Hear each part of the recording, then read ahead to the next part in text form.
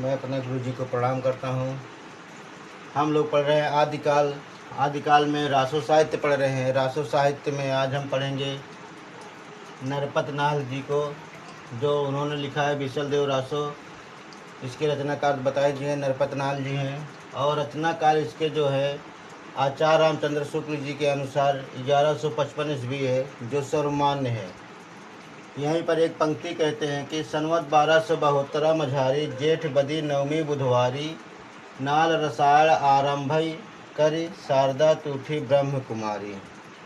आचार्य रामचंद्र शुक्ल जी कहते हैं कि संवत 1272 का अर्थ है 1200 विक्रम संवत 1212 माना है आचार्य रामचंद्र शुक्ल, और ईस्वी में 1155 माना गया है।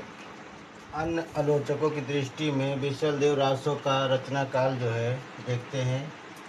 मोतीलाल मिनारिया के अनुसार 16वीं शताब्दी माना गया है। माता प्रसाद गुप्त के अनुसार 14वीं शताब्दी माना गया है। डॉक्टर राम कुंवर वर्मा ने विक्रम संवत 1058 माना है। अगर इसमें ईस्वी मिलाना है तो 57 वर्ष घटा देंगे तो 1001 आ जाएगा। गौरी शंकर हीरानंद ओझा के अनुसार विक्रम संवत 1036 से लेकर 1056 के मध्य माना गया है। लाला सीताराम के अनुसार विक्रम संवत 1272 माना गया है। इसका संपादन माता प्रसाद गुप्त ने किया, और इनका मानना है कि इसमें 128 छंद मिलते हैं।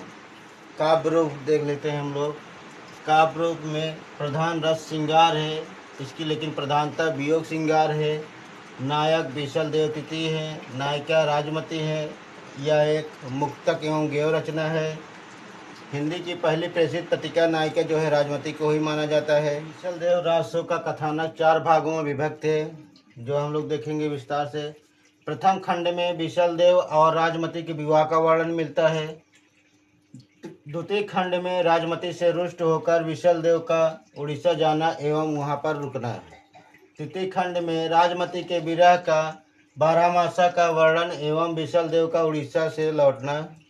चतुर्थ खंड में भोज परमार द्वारा अपनी पुत्री को घर ले जाना एवं विशल द्वारा उसे अजमेर लाना। ये 4 कथानक हैं इनके। विशल देव रासो के बारे में कुछ विशेष तथ्य देखेंगे।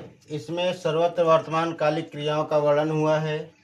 यह श्रृंगारिक विरह प्रधान गेय काव्य है। हिंदी में 12 मासा वर्णन सबसे पहले विशल देव रासो में ही मिलता है। इसमें राजस्थानी ब्रज एवं मध्य देशी भाषाओं का प्रयोग भी हुआ है। विशल देव रासो के संबंध में कुछ विद्वानों के कथन देखते हैं। पहला कथन है, यह ग्रंथ रासो न होकर रास है, जिसमें सांभर के राजा विशल देव और उनकी रानी राजमती का चरित्र वर्णन है। यह एक विरह काव्य है जिसमें वियोग श्रृंगार रस का बड़ा सुंदर चित्रण हुआ है। ये कौन कह रहा है?